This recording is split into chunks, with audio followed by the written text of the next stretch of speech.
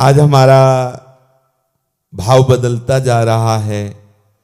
पहले था कि प्रत्येक घर में गौ होती थी, गाय का शुद्ध दूध मिलता था। गाय जहां लघुशंका करती, गौमूत्र वो तीर्थ स्थान हो जाता है। गाय की बड़ी महिमा है। गाय के मूत्र में जो गंध निकलती है उसमें अस्वस्थता प्रदान करने वाले, जो शरीर को अस्वस्थ करते हैं, उनको नष्ट करने की सामर्थ्य होती गौमूत्र में। जैसे गौशाला है ना, उससे जो वायु निकलती है वो बहुत से रोगों को नष्ट करने वाली होती है। आज हम ना तो गौ का आदर कर रहे हैं, ना गौ सेवा कर रहे हैं, ना गौ ग्रास निकाल रहे हैं, तो देखो परिणाम क्या होता चला जा रहा है। कोई आया था तो उन्होंने बताया कि 20 लीटर दूध में 60 लीटर दूध तैयार किया जाता है। हमें तो पता नहीं, उनका 20 लीटर दूध में 60 लीटर, तो उनका वो कैसे हो जाता है? तो उन्होंने बताया कि कई तरह के ऐसे केमिकल पदार्थ डालकर, और बिल्कुल असली दूध जैसा। अब सोचो वो दूध वहां से बना और आपके बच्चों में जाएगा, आपके घर में जाएगा, आप पिएंगे, आपको क्या होगा? अगर आप एक गाय बांधे होते, गाय की सेवा होती और गाय से दूध आपको मिलता, तो मिलावट तो नहीं होती ना, आपके धर्म की पूर्ति होती। अगर बैल जब दोते थे तो जब बछड़ा होता था तो पूरे घर में उल्लास होता था। आज क्या हो रहा है? मारे मारे घूम रहे हैं गाय बछड़े। क्यों? क्योंकि आपके अंदर भाव खत्म और आदर खत्म। तो आपकी भी देखो, अब दिखाई देता है क्या कोई? हम ग्रामीण भाषा में कहते हैं, कोई ऐसा दिखाई देता है कि यार जवान जा रहा है, नहीं? वो ऐसा लगता है बांस के डंडे में पैंट पहना दिए गए हों, ऐसे नहीं होता। ऐसे वो चल रहे हैं, वो कीमत पैंट की होगी, पैंट के। और पहले था कि मार्किन लगाए हुए हैं, 2 किलो माठा में, 2 लीटर माठा में 8 रोटी बाजरा और चना की मीस के, और लाठी धर के गांव से बाहर जाए तो 10-20 ऐसे देखने को मिलते थे कि जो देखने लायक होते थे कि हाँ जवान है।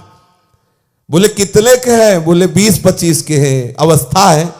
और अगर थोड़ा जल्दी दौड़ा दिया जाए तो गिर जाएंगे, हवा आ जाए तो संभलना मुश्किल हो जाएगा, आपको रुआब बहुत। तो क्या क्यों? ना अन्न शुद्ध मिल रहा है, ना दूध मिल रहा है। फल है, हर मौसम में ले लो आप को, अब उनमें केमिकल या ऐसे पदार्थ लगते हैं जो फल का जो वास्तविक पुष्टता का वो खत्म हो जाता है। क्या हो रहा है? हम आज सेवा भाव से रहित हो रहे हैं। घरों में इतनी दिनचर्या थी कि सब पुष्ट रहते थे। कभी नहीं सुना किसी का दिल फेल होना, गांव में कभी सुना ही नहीं। क्यों? इतनी मेहनत थी, फेल होने का समय लगे। अब समय है तो फेल हो गया दिल, अब क्या करें? अब मेहनत नहीं होगी तो फेल तो हो ही जाएगा। और आप दिन भर में इसको लगाए रखो सेवा परिचर्या में, तो कभी फेल ही नहीं, समय नहीं उसको फेल होने का। अब हर समय हमारा आहार विहार चिंतन सब बिगड़ता चला जा रहा है। भजन करोगे?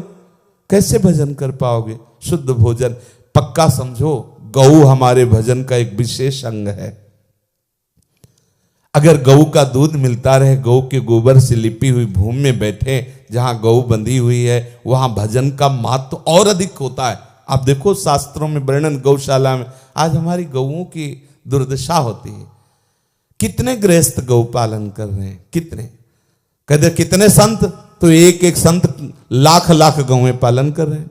देखो आप, ऐसे संत महात्मा जन हैं जो बहुत ही तपस्या पूर्वक गौ सेवा में लगे हुए। हम तो प्रणाम करते हैं कि ऐसे ऐसे गौ सेवा हम सबको चाहिए, जो भी जितनी सामर्थ्य हो, कि हमारे धर्म का स्वरूप है गौ, उसको हम कहीं न कहीं ऐसी जगह रखें जिसमें 1-2 गौ कम से कम रखें, उसकी सेवा करें, उसको खिलाएं पिलाएं, उसका जो दूध है वो प्रियालाल को पवाएं। ये भी बहुत बड़ा सेवा का अंग है।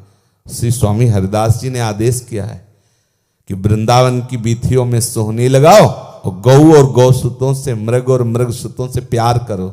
स्वामी जी ने ऐसा क्यों कहा? नित्य विहार रस के उपासक है, सहचरी भाव प्रदान करने वाले, ऐसा क्यों कहा? रहस्य है। गाय का आप दूध पियोगे तो आपकी बुद्धि भजन में लगेगी, सात्विक होता है, दैवी संपदा से युक्त बनाने वाला होता है गाय का दूध। और अगर उसमें मिलावट होगी तो आपकी बुद्धि में मिलावट हो जाएगी। कैसे भजन बनेगा? गाय का शुद्ध घी हो, उसमें देखो दर्शन से सुख मिलता है, स्वर्णिम कांति उसकी प्रकट होती है। इसका भजन से बहुत बड़ा महत्व है। ये जो भोजन आदि है ना, बहुत बड़ा महत्व रखता है। पहले था कि बहुत सी जगह होती थी, गाय छोड़ दो छक के आ जाए, ऐसी घास होती थी।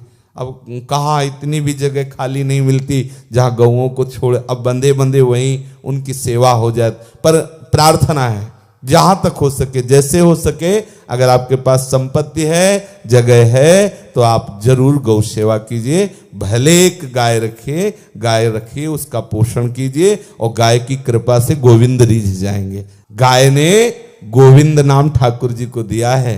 अगर आप गौ, और स्वयं देखो हमारे गोविंद ठाकुर गौ चराने के लिए नहीं, कितना दुलार गाय को।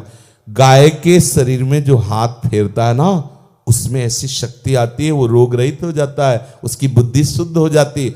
अरे ठाकुर को भी विघ्नों से बचाने के लिए गाय के पूंछ से ऐसे ऐसे किया है। अब यहाँ गाय की तो सेवा छूट गई है। एक को देखा तो लोहे का छल्ला पहले थे, हमका क्या बोले, घोड़े की नाल। अरे घोड़े की नाल से थोड़ी तुम्हारी कोई रक्षा हो जाएगी। गाय, इन हाथों से गौ सेवा करो, संत सेवा करो, धाम सेवा करो। कोई शनिचर राव शुक्र कुछ नहीं आएंगे। आप जानते हो कौन है ये? जितने नवग्रह हैं ये भगवान के पार्षद हैं। ये कोई ऐसे वैसे थोड़ी है। जब आप हरि विमुख होगे तो वही आपको दंड विधान देंगे, और अगर आप हरि सन्मुख हो तो भले आपके ग्रह में वो 7.5 बैठे हैं, लेकिन परम मंगल होगा, अमंगल नहीं हो सकता। और आप प्रभु से विमुख हो, चाहे 10 किलो तेल चढ़ाओ रोज सरसों का, ये अनुकूल होने वाले नहीं। सरसों के तेल से अनुकूल होने वाले शनिचर देवता नहीं। हाँ, ये तुम लोहे के छल्ला पहनने से अनुकूल होने वाले नहीं। गोविंद के जब जो पे कृष्ण चरण मन अर्पित, तो करिए का नवग्रह रंग। थोड़ा हम व्यवहार में भी अपने साधुता लाएं।